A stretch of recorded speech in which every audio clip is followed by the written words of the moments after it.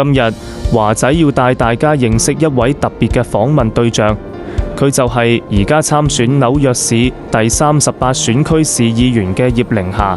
佢之所以出嚟參選，係因為佢真心希望我哋每一位市民嘅聲音能夠被聽見、被尊重、得到公平對待。華仔今日先將佢嘅聲音帶俾大家，等大家可以認識佢，了解佢嘅理念。您好，早上好，我叫葉靈霞，我在這裡選市議員。我在這裡選市議員，我是一個華裔候選人。你們看一下，有票幾個票，沒票。葉靈霞，浙江人，係第一代移民，14歲跟隨母親移民美國，而家佢係一位5歲孩子嘅媽媽，亦都係一位默默為社區付出嘅市議員候選人。佢已經喺我哋社區工作咗10幾年，親身經歷並理解社區中每一個家庭嘅奮鬥與堅持。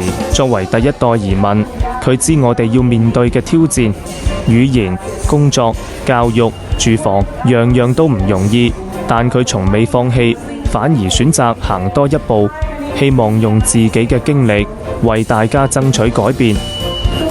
佢喺地鐵站口一直面帶笑容，親手將每一張宣傳單遞俾行人，有人欣然接受，亦都有啲人不屑一顧，轉身就走。但佢從來冇氣妥，因為佢知道改變從來都唔容易。佢默默彎腰執起跌落喺地上嘅宣傳單，就好似過去10幾年佢做公職嘅時候一樣，一次又一次幫社區執返被忽視、被遺忘嘅聲音。葉靈霞曾多次幫助面臨失去房屋威脅嘅老人家揾到住房，幫助過好多受害者，為佢哋提供援助同服務。其中有近年發生喺布碌倫日落公園震驚華人社區嘅隨殺案，我曾經問佢可唔可以俾啲相片我用來做宣傳，佢話當時只係想幫人，真係冇諗其他。喺我哋跟訪期間，有2件事令我感受最深，值得向大家展示。其中一件就係我哋喺地鐵站見到有遊民瞓喺地上。葉靈霞表示，政府每年花咁多錢去起遊民所，但真正需要幫助嘅人生活狀況根本冇改善。佢認為保障地鐵同街道安全係每個家庭應該有嘅基本權利，大家唔應該每日出門都提心吊膽。佢仲主張發展可負擔嘅住房，反對迎合遊民所嘅佈局。喺街角，我哋遇到一位大叔，佢向葉靈霞申訴，有人將自己屋企門口非法改造停車場地，影響佢出入。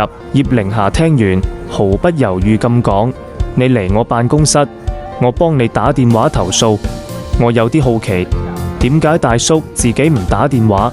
佢苦笑一下，回答我自己唔識。我再問葉小姐，而家參選議員，你有冇登記做選民啊？而大叔嘅答案卻令華仔百感交集。喺呢10年間，葉靈霞盡其所能幫助社區引入資源，解決問題，幫助小商家獲得政府補助，確保弱勢社區成員獲得資源。無論係為遭受暴力同仇恨犯罪嘅民眾發聲，定係為維護教育平權出來抗爭，佢始終如一，初心不改。葉靈霞從未放棄為我哋社區出力。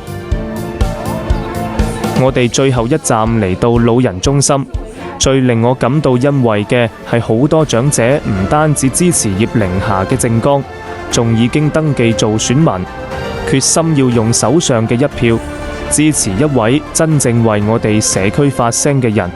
喺節目最後，讓我哋一齊聽聽葉靈霞嘅聲音。38區華裔居民超過1/3，卻一直沒有我們自己的民選代表。